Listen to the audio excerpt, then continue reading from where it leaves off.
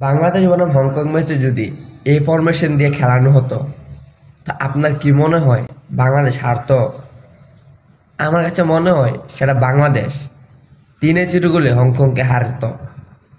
যদি উপরে ফাহমিদুল ইসলাম থাকতো, রাকিব থাকতো এবং মিডফিল্ডারে যদি মোরসালিন, হামজা, শমিত, জামাল ভুঁইয়া থাকতো, ডিফেন্স লাইনে জায়ান, তাজউদ্দিন, তারেক কাজী এবং সেই দুই ভাইকে বাদ দিয়ে যদি গোলকিপার মিতুল মামুন বা শ্রাবণ যে কোনো একজন থাকতো, তাহলে অবশ্যই বাংলাদেশ হংকংয়ের বিরুদ্ধে ম্যাচটি জয়লাভ করত।